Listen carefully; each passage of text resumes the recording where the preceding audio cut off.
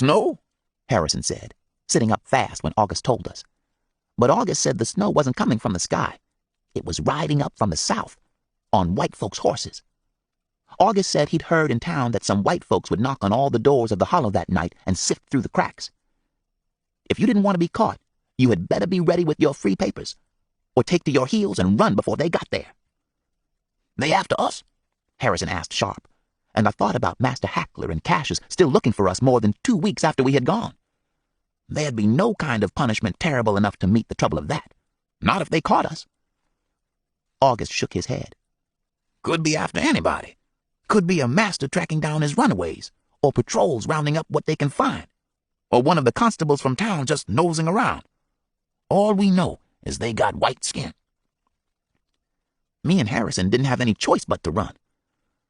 Gotta put you on the railroad tonight, August said.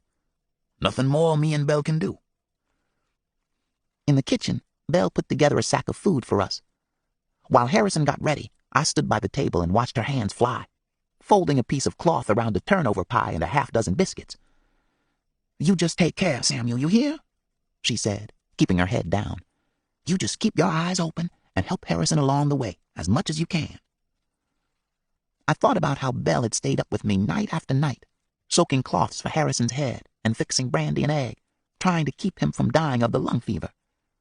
Had we gone and brought them trouble too? Something gonna happen to you? I asked. From the white folks? Belle shook her head.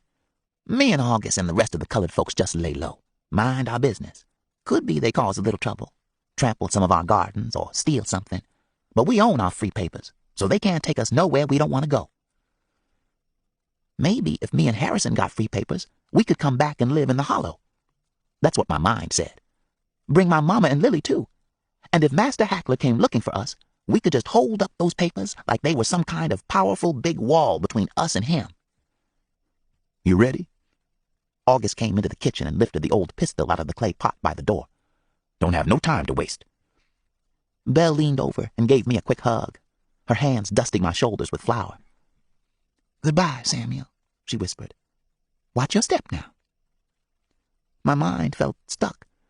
Seemed like the words I thought of saying were too small, and what I wanted to tell August and Belle was too big.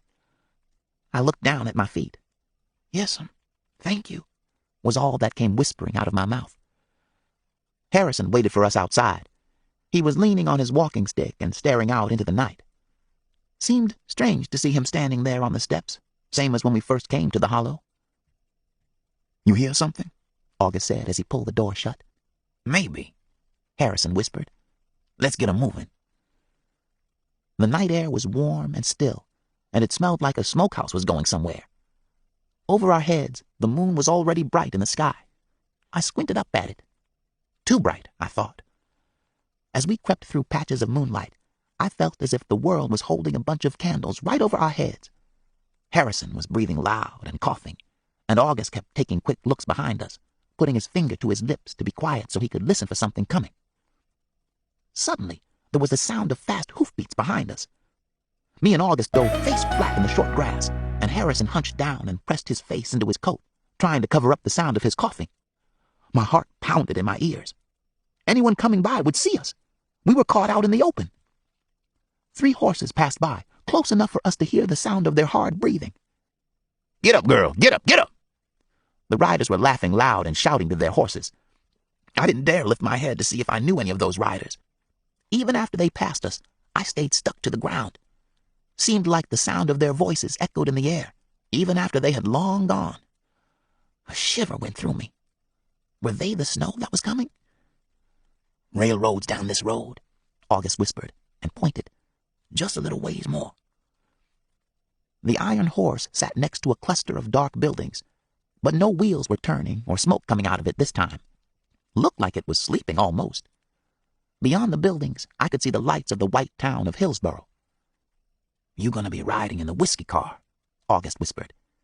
He waved his hand in the direction of the cars. Dark as pitch inside, but all you does is hide in there, back of the whiskey barrels. Keep quiet, and come morning, that railroad is gonna take you all the ways to the lake. Harrison was quiet for a while, like he was thinking. What lake we talking about? He said. August looked over at Harrison and shook his head back and forth, grinning a little. "The one with Canada on the other side of it, I imagine." "How are we supposed to know that?" Harrison asked, pointing his walking stick at the railroad, "if me and Samuel is shut inside the car?"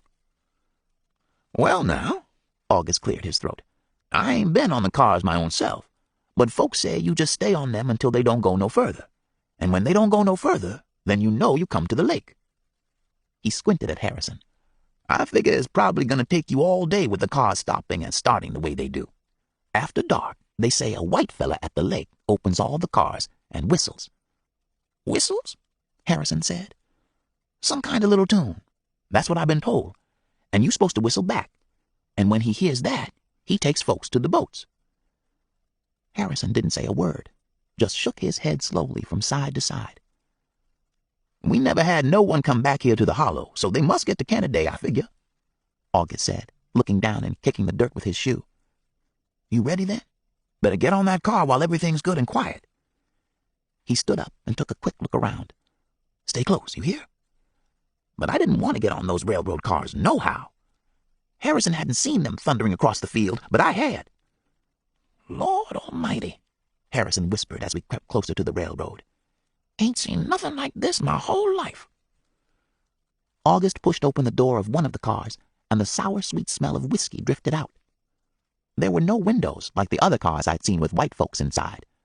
August said it was a freight-carrying car. It carried things, not people. "You want me to help you climb in?" he said to Harrison. But Harrison sat on the edge of the car and slid his own legs inside, one at a time, and I crawled in behind him. It was dark inside that car. Couldn't even see where Harrison had gone to at first. Nothing but kettle black in front of me. Outside, August whispered goodbye. Harrison leaned out the door and said low, "Me and Samuel's always gonna be in your debt for what you done for us. Ain't no two ways about it." "Naw," August answered, waving his hand. "That's what we does. You move on to Canada now, and don't pay us no more thought. Just keep yourselves here, remember." But my heart leaped as the door slid closed and the latch fell into place. Seemed like everything suddenly vanished in darkness. August and Belle were gone. The Negro Hollow was gone. The field, the night sky, everything gone. "Harrison," I whispered loud. But somebody else answered me. "Who's there?" a voice said from inside the car. Ordie Lee. "That you, Samuel?"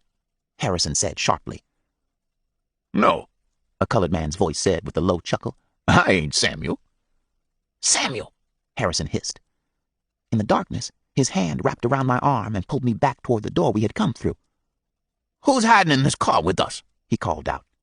"Somebody else in here?" "You runaways?" the voice echoed. "You tell us who you is first," Harrison snapped. He took another step backward until our shirt cloth was up against the latch door of the car. Nowhere else to go. We were shut inside the four walls of the whiskey car. "We got a gun and knife with us, you hear?" Harrison called out, even though we didn't have a thing except Bell's biscuits and turnover pie in our hands. And I had a little roll of yarn with the words Chatham Canada in my pocket. "So you better not give us no trouble." There was quiet. I could hear the other fellow breathing and sniffling loud and clearing his throat. "I sure didn't run all the ways from Kentucky to get shot at and killed. Not by two folks the same color as me. Who you think you are anyways?" There was the smell of a candle being lit, and then the sound of shoes shuffling around the barrels. "Let me see what you look like." The fellow that came toward us was just about the tallest black fellow I had ever seen. It looked as if someone had taken his body and stretched it in the middle, like it was a piece of dough, and then taken his arms and legs and pulled on them, too. Never seen such long arms and legs on anybody before. "You the ones I've been talking to?" he said, shuffling over. Holding up his flickering stub of a candle, he leaned closer. His eyes were big and set far apart, and they stared, checking us over real serious. First Harrison, then me. Then the man's whole face cracked into a crooked grin. "Why, you both runaways too, ain't you?" He shook a finger at Harrison. "You only funning with me. Here I thought you was planning to grind my bones to powder, the way you was sounding." "You just go on back where you was and leave us be," Harrison snapped. But the fella didn't pay Harrison any mind and kept right on talking loud. "You the first runaways I come across. I'm Ordie Lee, belong to Master Webster from Maysville, Kentucky. I run off last week, and I've been hopping one car after another trying to get north." He tapped the wall behind us with his knuckles. "You know where we is? We close to Canada. You know anything about how to get up there?" "Hush now," Harrison said sharply. "Folks outside is going to hear you." The man reached into his worn-out coat. "Want to see my family? I got a beautiful family back in Kentucky, where I come from." Pulling out a folded-up piece of paper, he said, "Here they is." He handed his candle to Harrison and opened the paper in his hand carefully, square by square, until he held the whole piece open, and I could see what was inside. I had to swallow hard when I saw it. 3 knots of black folks' hair lay on that white paper. Looked like it was a page from a letter or book, folded and folded, and in the middle of all those fancy words, the black folks' hair lay there like 3 lost rings. "This my wife, Nancy," Ordie Lee said, pointing to the darkest ring. "Most pretty woman in the world. And these are babies, Isaiah and little Moses." Softly, he traced his finger around the 2 smallest rings. "Moses, he just born in the spring. Got lungs like 2 bellows. And Isaiah, he just walking when I went to my master and—" Ordie Lee's voice caught and stopped. He looked at us, his eyes blinking fast. "When you went to your master and did what?" Harrison said, holding up Ordie Lee's candle and squinting at him. Ordie Lee folded up the piece of paper without saying a word and stuck it into his coat. Then he cast his eyes quick around the car and over his shoulder, like he was expecting something to come out of the shadows. "When you what?" Harrison said again. Ordie Lee cracked all of his knuckles and twisted his hands together. "When I brought a shovel down on his head," he whispered, "and tried to kill him." "What?" Harrison stared, and I could feel all the blood drain right down to my feet. Ordie Lee had gone after his own master. He had taken a shovel to a white man. There was no trouble worse than that. Ordie Lee's hands knotted and unknotted themselves. "I took a shovel and hit him. 'Run,' they says, 'run.' I run all night, never looked back. Just run." He reached in his coat for the folded-up paper again and held it toward us. "He was going to sell me off from them, my Nancy and Isaiah and Moses," he said, tapping the paper. "Why would somebody do something like that? That's what I kept on saying. Why?" Ordie Lee's voice trembled. "The day they was planning to take me away from them, I just raised the shovel, raised it, and brought it." Ordie Lee took a step backward, staring wide-eyed at us. "I'm going to go back to my own side of the car and lie down," he said fast. "Do appreciate meeting you." And he shuffled into the darkness, bumping and stumbling into barrels, leaving his candle behind. Harrison stared at the flickering candle in his hands. White wax dripped all over his fingers and onto the floor. "We've been stuck inside a car full of whiskey and trouble, Samuel." He shook his head. "Snow outside and trouble inside."